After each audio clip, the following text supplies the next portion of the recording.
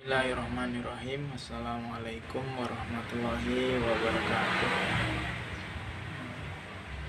Alhamdulillah, di kesempatan hari ini izinkan saya untuk memaparkan atau mempresentasikan tugas daripada ujian akhir semester mata kuliah yaitu statistik bisnis dengan dosen pengampu Ibu Irja SPD MPD. Sebelumnya perkenalkan, nama saya Arfi Andriansyah dengan nomor induk mahasiswa 2902150126 dari prodi akuntansi. Langsung saja kita ke slide berikutnya. Slide berikutnya ini itu membahas tentang distribusi C kuadrat terbagi 3. Yang pertama ada uji keselarasan, terus ada selanjutnya yaitu ada C kuadrat uji normalitas, dan ada C kuadrat uji independensi. Kita slide berikutnya. Distribusi C kuadrat dalam teori probabilitas dan statistik. Distribusi C kuadrat bahasa Inggris C-square distribution atau di distribusi X pangkat 2 dengan K derajat bebas adalah distribusi jumlah kuadrat K perubahan acak normal baku yang saling bebas. Distribusi ini sering kali digunakan dalam statistik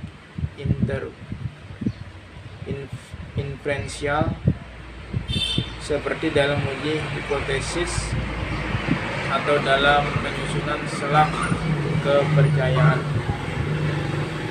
Apabila dibandingkan dengan distribusi C kuadrat non-sentral, distribusi ini dapat juga disebut distribusi C kuadrat sentral. Kita slide berikutnya. Berikutnya C kuadrat dapat dikatakan sebagai uji proporsi untuk dua peristiwa atau lebih dan data berjenis nominal, sehingga datanya bersifat discrete. Slide berikutnya. Slide berikutnya itu C kuadrat uji Gondes of fit, merupakan salah satu metode uji non parametrik yang paling sering digunakan.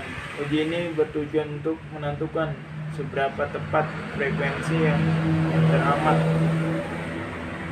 observed frequency cocok dengan frekuensi yang diharapkan. Expected frequency. Uji Gondes of fit termasuk pada uji C-square.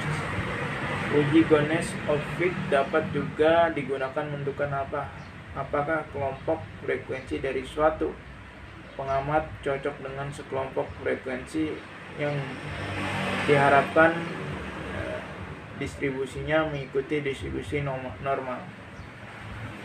Dengan kata lain, apakah nilai-nilai pengamat dalam distribusi cocok dengan nilai harapan teoritis berdasarkan distribusi normal.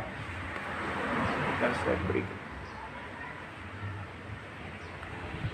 Langkah-langkah pengujian hipotesis goodness of fit ialah sebagai berikut.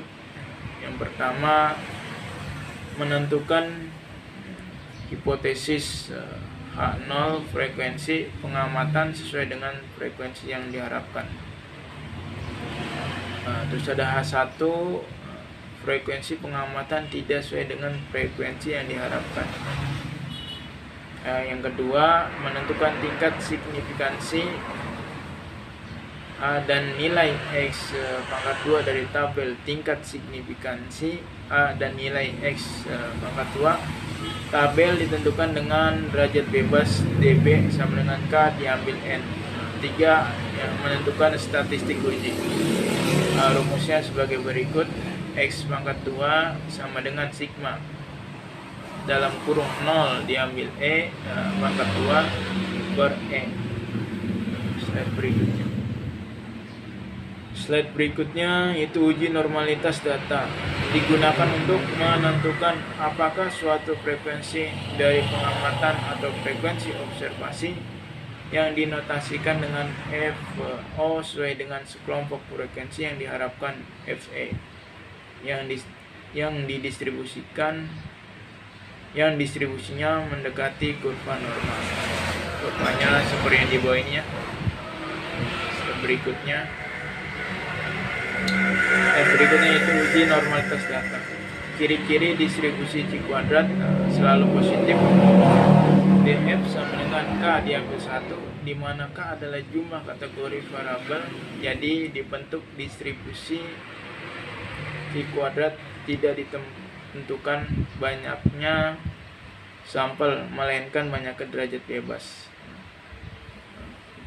Selanjutnya bentuk distribusi C kuadrat menjulur positif. Semakin besar derajat bebas, semakin mendekati distribusi normal. Rumus umum sebagai berikut.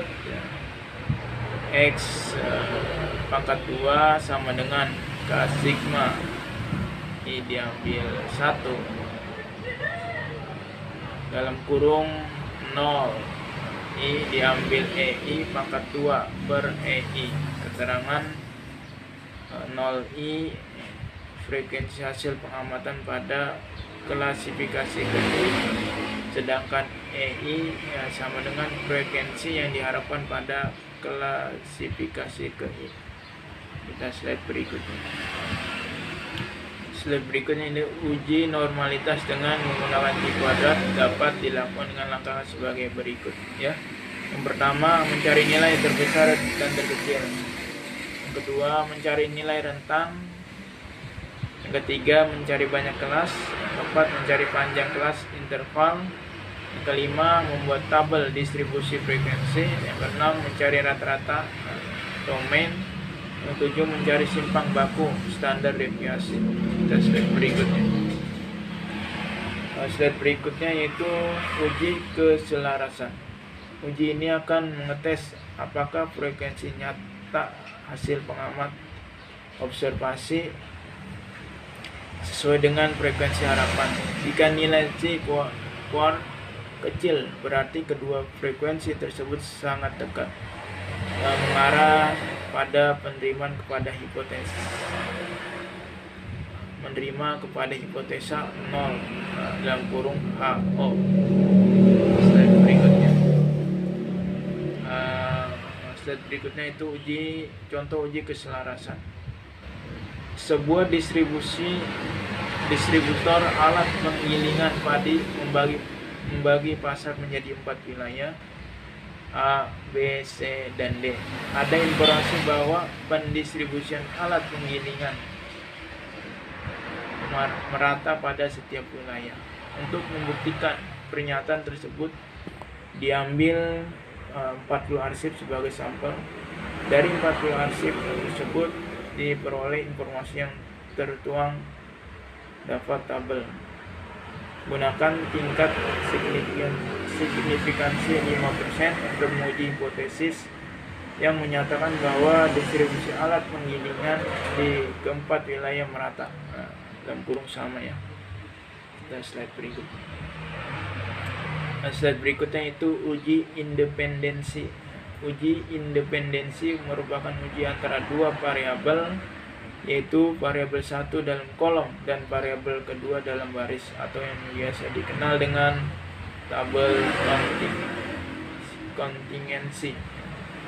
Uji independensi merupakan uji antara dua variabel, yaitu variabel 1 dalam kolom dan variabel kedua dalam baris, atau yang biasa dikenal dengan tabel kontingensi. Tabel kontingensi adalah tabel berisi data dengan ukuran baris R dan kolom C yang berisi data yang diperoleh dari sampel. Dan slide berikutnya. Selanjutnya ada penyusunan hipotesa. Berikutnya mengetahui nilai X2 tabel dengan taraf nyata A dan derajat bebas. Berikutnya menentukan frekuensi harapan VE, di mana V untuk setiap sel dirumuskan. Yang selanjutnya mencari nilai X pangkat 2 dengan rumus. Yang selanjutnya membuat keputusan, dan terakhir membuat kesimpulan. Kita slide berikutnya. Telah selesai ya untuk presentasi atau penjelasan dari saya. Mohon maaf kalau ada salah daripada presentasi saya, kurang dan lebihnya saya mohon maaf. Wabillahi taufiq wal hidayah. Wassalamualaikum warahmatullahi wabarakatuh.